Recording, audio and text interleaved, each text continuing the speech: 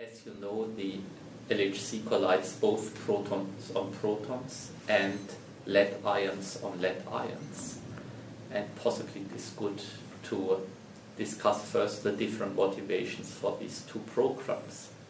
In the case of a proton-proton collision, the idea is to deposit as much energy as possible in as small a volume as possible. The idea is that energy equals mass, E equals mc squared. So by depositing as much energy as possible in a small point, one has a chance to produce particles, elementary particles of the highest mass.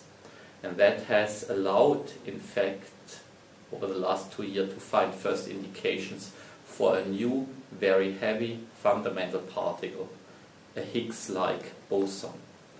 The motivation for lead-lead collisions is different. There you collide really extended objects.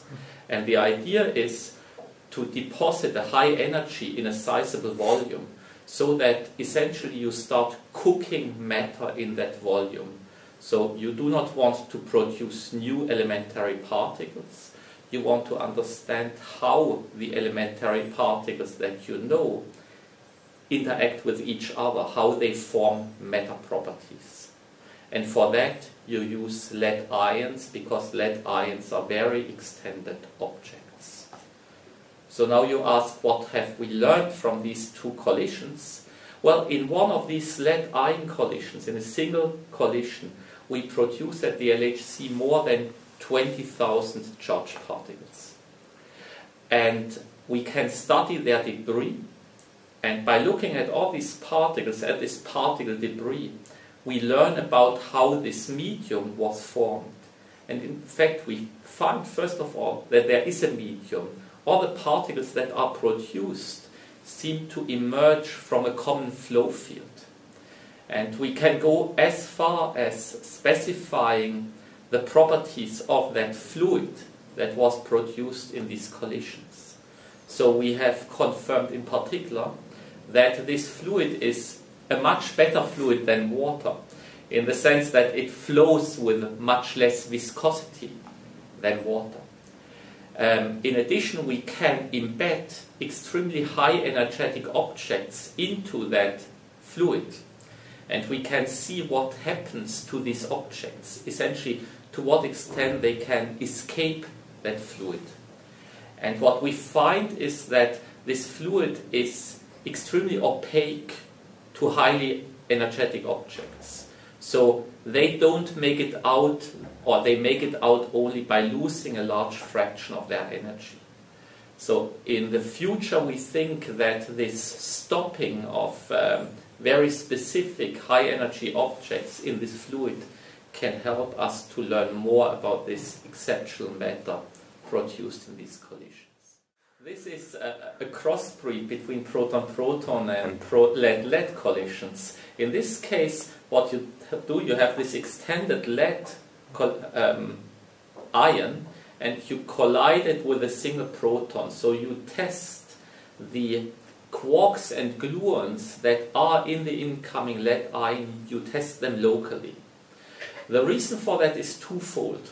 On the one hand, for the lead-lead collision program, you would like to know much better what you are actually colliding. What is it in the initial state that forms that liquid? And by testing this incoming projectile locally with a proton, you get such what we call benchmarking information. You get such information about what you are actually colliding. On the other hand, there is a fundamental theory of how quarks and gluons are distributed in a nucleon or a nucleus, how the quarks and gluons are distributed in this lead ion.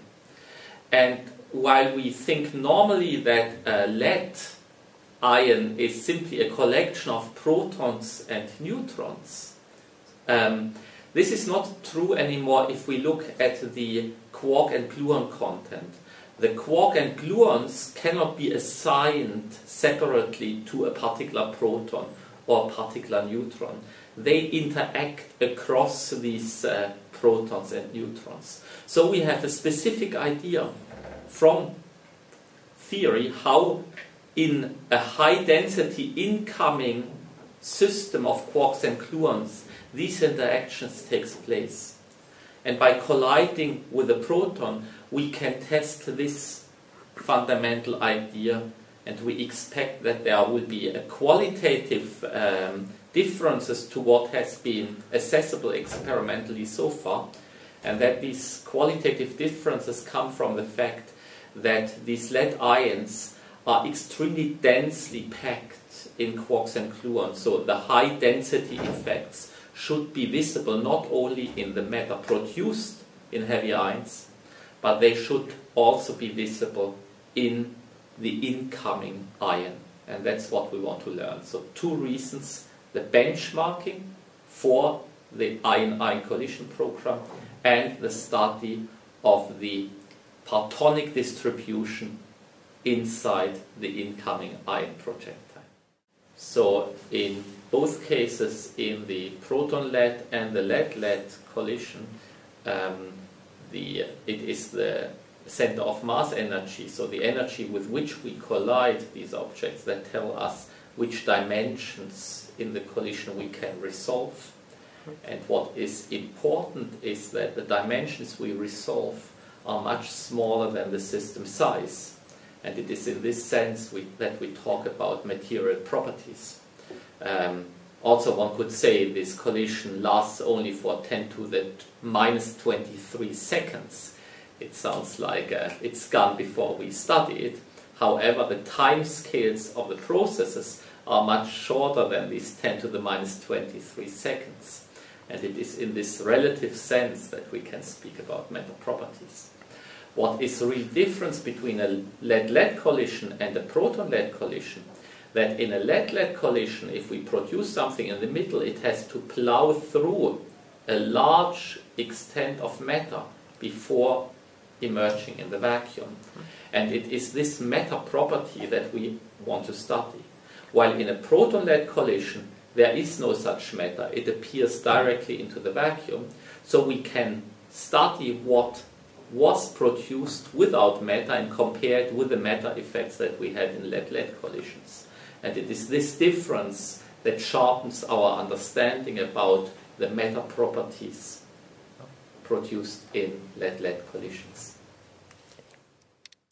In fact, to add to my last point, let me just mention that there had been already a one-day proton-lead pilot run, as we said it.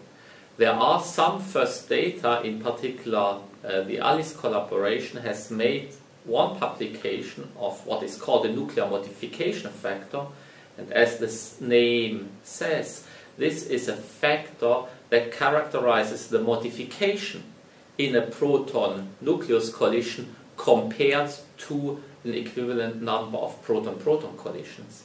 And the differences that one sees in this factor inform us already about some aspects of how the quarks and gluons in this incoming ion are distributed.